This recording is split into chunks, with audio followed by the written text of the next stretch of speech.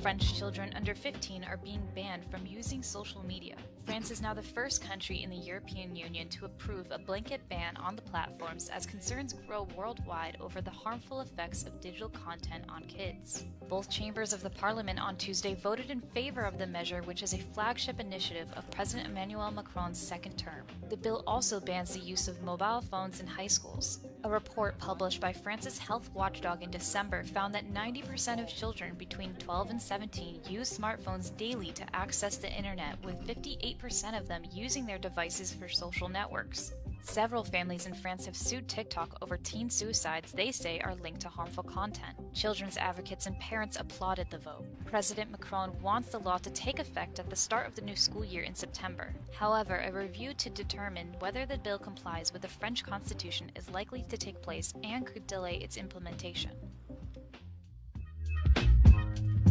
Yeah, we are back here on WLTH 1370 AM. This is Straight Out of the Cannon with me, Scott Cannon, where we get into the biggest and most important news stories nationally, locally, or internationally.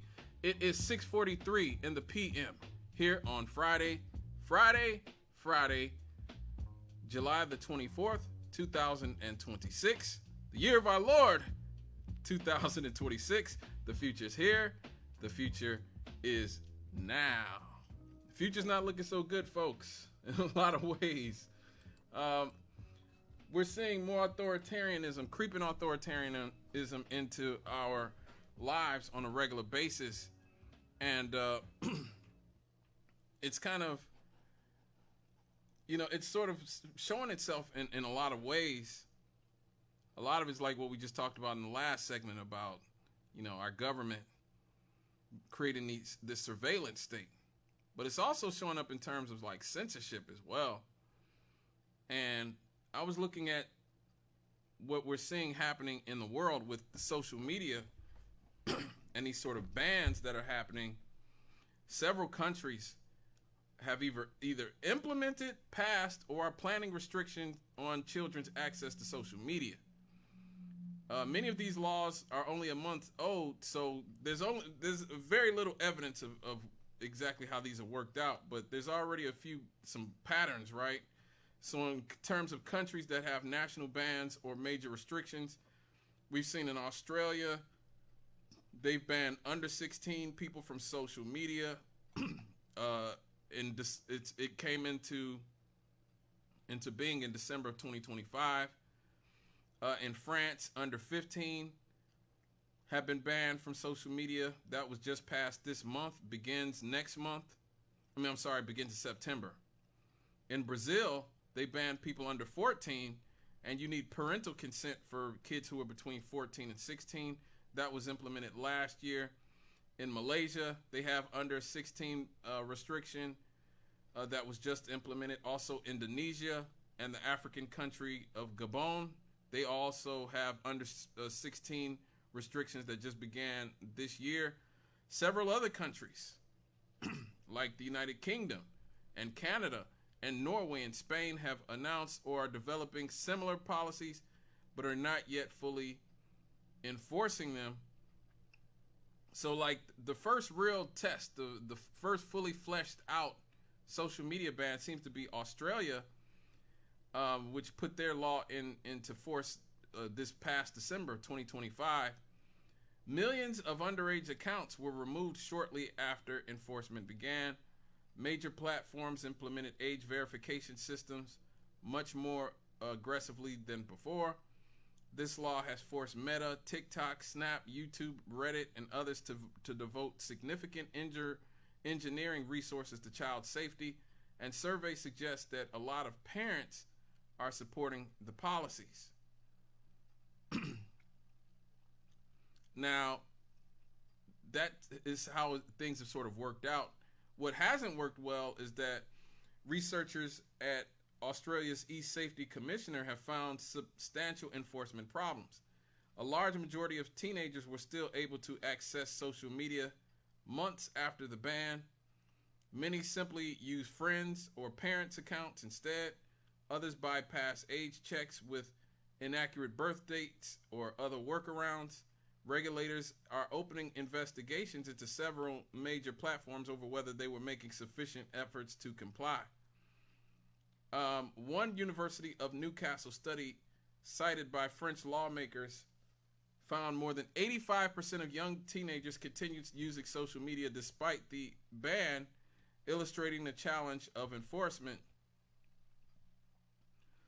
France has become the first European Union country to adopt a nationwide ban for children under 15.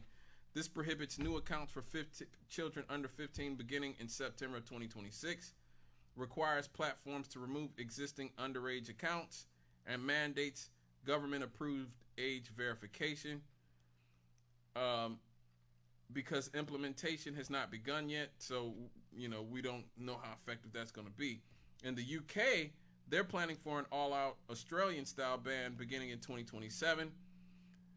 Unlike Australia, the United Kingdom already has the Online Safety Act, which requires stronger age assurance and child protection. Whether the full ban proves more effective remains yet to be seen.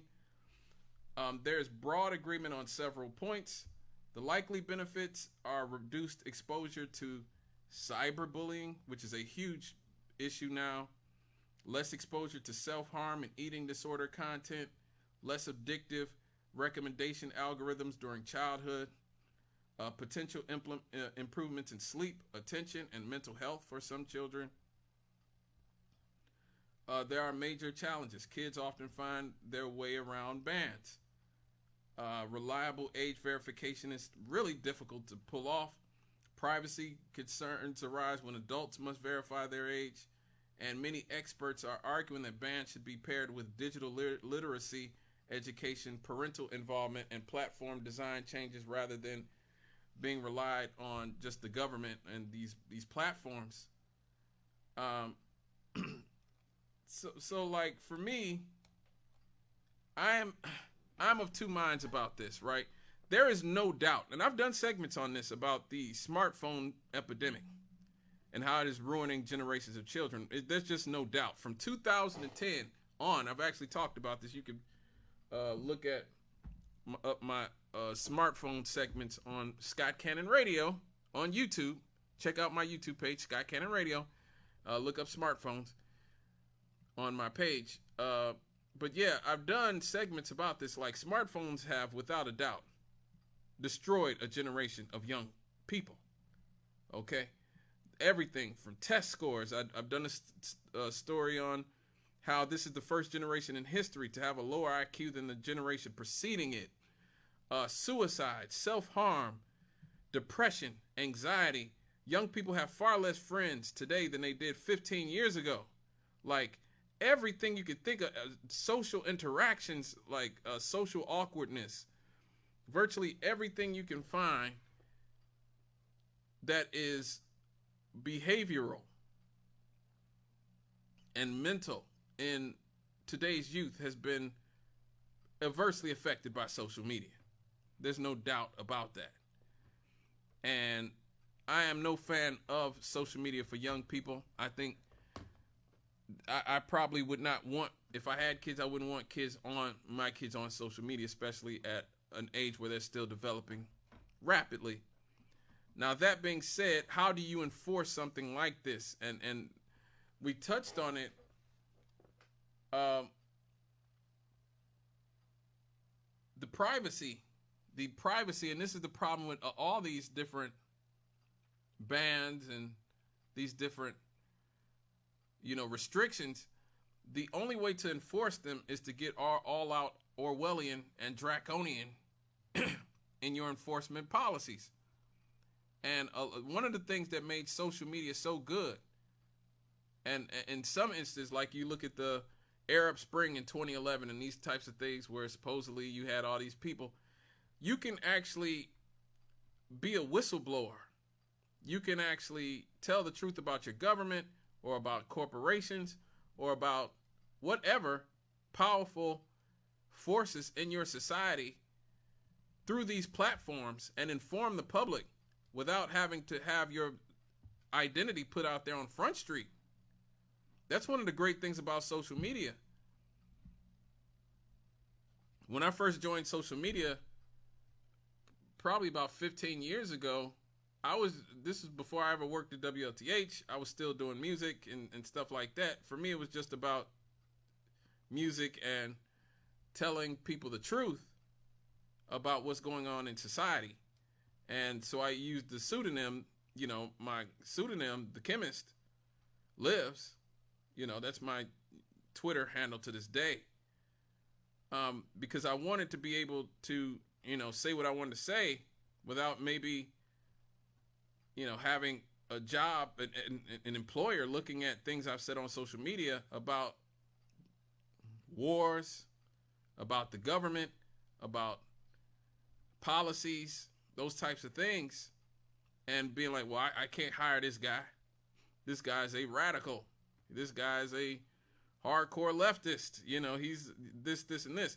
Now, obviously, I've chosen over the years to sort of expose myself. Obviously, doing this show, I'm exposing myself to you right now, to the hopefully lots of people watching around the world and here on the radio and the people in this region. But social media initially allowed so many of us who are dissidents, in whether you're in America, whether you're in the Middle East, whether you're in Great Britain, whether you're in Russia, doesn't matter. If you have a problem with your government, you could get on social media under a certain level of anonymity and express your opinions and your beliefs. And I very much so resented that after Hillary Clinton lost in 2016, so many people who are supposedly on the left supported these type of draconian speech codes, should I say Orwellian speech codes, that were about creating, again, that helped get the ball rolling on the surveillance state that we have now under the guise of Russian disinformation or whatever. But now they're shoehorning censorship and they're shoehorning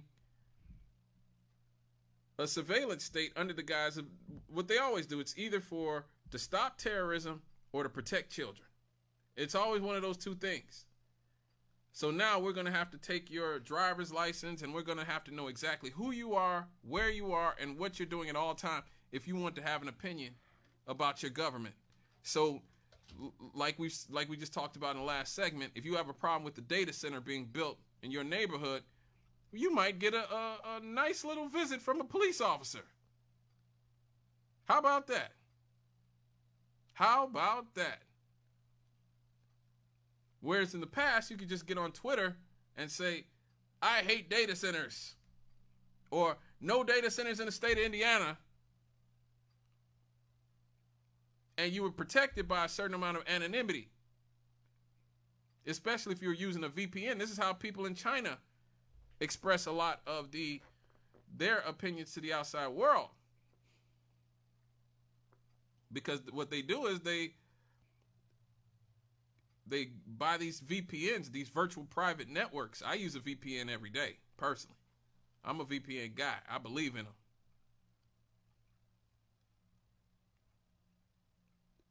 Because again, I don't trust this government, and I don't trust a lot of the people who are the elites who run these surveillance state companies.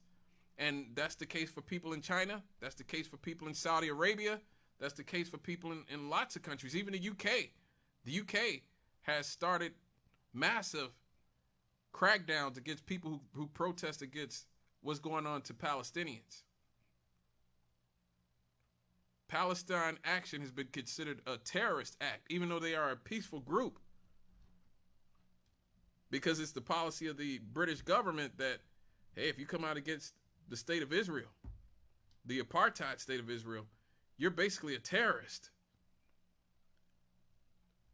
And so how? I mean, if you have any ideas, please give me a call, 219-885-1371. That number again, 219-885-1371. If you have an idea of how we can somehow protect our rights of free speech while at the same time protecting our young people from this obviously destructive force. Social media is obviously a destructive force for young people. It is. There's no doubt. Even these teen takeovers that you're seeing in places like Chicago, where you have hundreds of young people just showing up to commit crimes and stuff. Like, this is awful. But how can we actually do something about it without destroying one of the last bastions of free speech in our society? I don't know. I have no idea. I've been thinking about this a whole lot. And I'm sure that we will be revisiting this in the future because we'll probably have something similar to this in the United States. And so I hope you guys think on it, because I certainly am. All right, folks, it is getting close to the top of the hour. It's 7 in the p.m. here on in the great state of Indiana, Northwest Indiana at least.